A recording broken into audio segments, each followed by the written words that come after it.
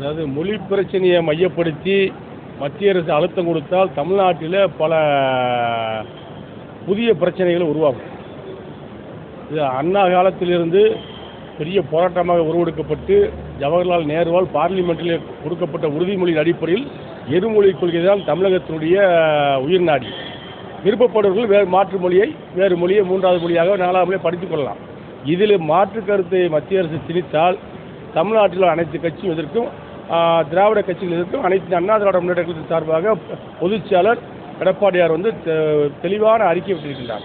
புரட்சித் தலைவர் எம்ஜிஆர் காலத்திலிருந்து புரட்சித் தலைவர் அம்மாவுடைய காலத்திலிருந்து இன்றைய பொதுச்செயலர் எடப்பாடியார் காலம் வரை எங்களுடைய கொள்கை இருமொழி கொள்கை தான்.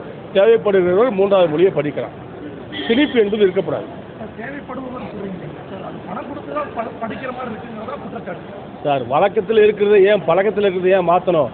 எப்போ எப்படி இருக்கோ அதுபடி போயிட்டே இருக்குன்னு தானே. தேவையில்லாமல் ஒரு மொழி பிரச்சனையில் தலையிடக்கூடாது. மக்களுடைய மொழி பிரச்சனையில் தலையிட்டால் அங்கே பிரச்சனைகள் உருவாகும்.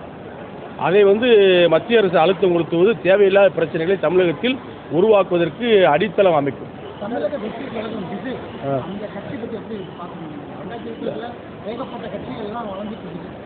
எந்த கட்சி வளர்ந்தாலும் அண்ணா திராவிட முன்னேற்ற கழகத்தையும் திமுகவுக்கும் தனிப்பெரும்பான்மை கிராமப்புறங்களில் இருக்கு. அனைத்து இந்திய அண்ணா திராவிட முன்னேற்ற கழகத்தை எதிர்க்கின்ற தகுதி திமுகவுக்கு உண்டு. திமுகவை எதிர்க்கின்ற தகுதியோ திமுகவை வீழ்த்துகின்ற தகுதியோ அனைத்து இந்த அண்ணா திராவிட முன்னேற்ற கழகத்தில் தான் உண்டு. அண்ணா திமுக பொதுச்செயலர் எடப்பாடி உண்டு.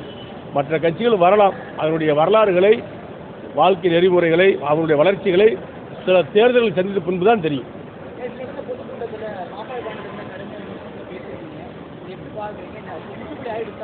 இல்லை அதெல்லாம் முற்றுப்புள்ளியாச்சு. அதெல்லாம் ஒன்றும் பிரச்சனை கிடையாது. அது நான் அவரை ஒன்றும் குறை சொல்லுங்க. அவரை பற்றிலாம் ஒன்றும் சொல்ல. பொதுவான சில பிரச்சனை பேசுங்க. அது முடிஞ்சு போன பிரச்சனை பேசிக்க முடிஞ்சு வச்சு.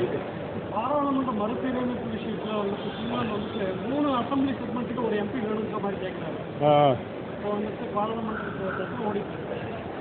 பொதுச்செயலர் எங்களுடைய அண்ணா திராவிட முன்னேற்ற பொதுச்செயலர் எடப்பாடியார் தெளிவாக சொல்லியிருக்காருல்ல, பார்லிமெண்ட்டுடைய எண்ணிக்கை கூட்டித்தான் வரணும். அதைத்தான் தமிழ்நாட்டு மக்கள் ஏற்றுக்கொள்வார்கள், அதிமுக ஏற்றுக்கொள்வோம். குறைக்கிற மாதிரி இருந்தால் அதை கடுமையாக அதிமுக எதிர்க்கும். அதை பொதுச்செயலர் சொல்லியிருக்காரு. நாங்கள் எதிர்கொண்டு தானே இருக்கோம். வழக்கு தானே வந்திருக்கு, தீர்ப்பு வந்திருக்கு. இதெல்லாம் கோர்ட்டில் இருக்குது, சுப்ரீம் கோர்ட்டில் இருக்குது. நான் சொல்லக்கூடாது. இல்லை வேறு ஏதாவது இப்போ உள்ள இதை கேளுங்க. இது நடந்து போய் 4 வருஷம் ஆச்சு. என்ன சார்? ஆமாம், நிலைப்பாடு தமிழ்நாட்டுக்கு அதிக நிதியை கொடுக்கணும். இல்லை நிதியை கொடுக்கணும். அதில் அண்ணா திராவிட முன்னேற்ற கழகத்தினுடைய பொதுச்செயலாளர் எடப்பாடியுடைய அறிக்கையிலேயும் அதை தெரிவிச்சிருக்காரு. நீங்கள் அதிமுக அதை வலியுறுத்தோம். தமிழகம் எல்லா மாநிலங்களுக்கும் கொடுக்கின்ற சம அளவை தமிழ்நாட்டுக்கும் மத்திய அரசு ஒதுக்க வேண்டும். அதிலே அதிமுக நிலைப்பாடு ஒரே நிலைப்பாடு. அரசியல் ரீதியாக நடக்கின்ற சண்டை தான். அதுக்காக நிதியை கொடுப்பதில் சண்டை போட்டால் வாங்க முடியும்? இங்கேருந்து ஜிஎஸ்டி வரி போகுது, அவர்கள் வரியை வாங்குறாங்க, அதை திருப்பி கொடுக்கணும்ல. மத்திய அரசு மாநில அரசு கேட்கக்கூடிய நிதியை அவங்க கொடுக்கணும். அதுதான் வழக்கம். அப்போ தான் நல்ல திட்டங்களை செயல்படுத்த முடியும். அது நான் ரைடு நடந்திருக்கு.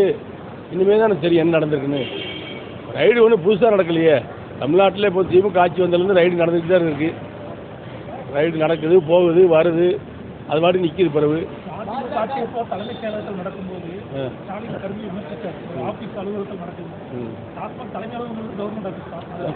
நீங்கள் எப்போயும் அவர் எதிர்கட்சியில் இன்றைய முதலமைச்சர் ஸ்டாலின் எதிர்கட்சியாக இருக்கும்போது ஒன்று சொல்லுவார், ஆளுங்கட்சி ஆன உடனே ஒன்று சொல்லுவார். இன்றைக்கி ஒரு ஆளுங்கட்சி ஆளுகின்ற கட்சியில் அவர் இருக்கிற காரணத்தால் பழசெல்லாம் அவர் மறந்துட்டார். பழசாக இருக்கும்போது ஏதாவது ஒன்று எங்களுக்கு ஒரு பிரச்சனை, அதிமுக ஒரு பிரச்சனை சொன்னால் அதை அவர் பெருசாக பெருசுபடுத்துவார். திமுகவுக்கு ஒரு பிரச்சனை சொன்னால் அதை கண்டுக்கிறாமல் போயிட்டு இருப்பார். அது அவருடைய நிலைப்பாடு. பல காலகட்டங்களில் நீங்கள் நோட்டோட போடக்கூடிய பிரச்சனைகளை விமர்சனம் பண்ணியிருக்கீங்க. இப்போ பாஜக தமிழகத்தில் வளர்ந்துருக்கா எப்படி பாருங்க? அதாவது எந்த கட்சி வளர்ந்துருக்கு, எந்த கட்சி இறங்கியிருக்குங்கிறதுலாம் தேர்தலில் தான் தெரியும்.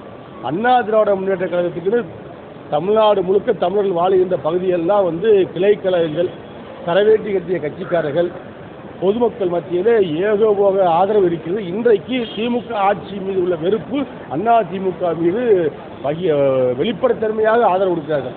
ஆகவே மற்ற கட்சிகளை பற்றி பேச வேண்டியது. கூட்டணியை பற்றியோ யாரோட கூட்டணி என்பது பற்றி அந்த முடிவுகளை பொதுச்செயலாளர் எடப்பாடி எடுப்பார். பாஜக தலைவர் வந்து அண்ணாமலை சவால் இருக்கிறாங்க நிறைய பேர்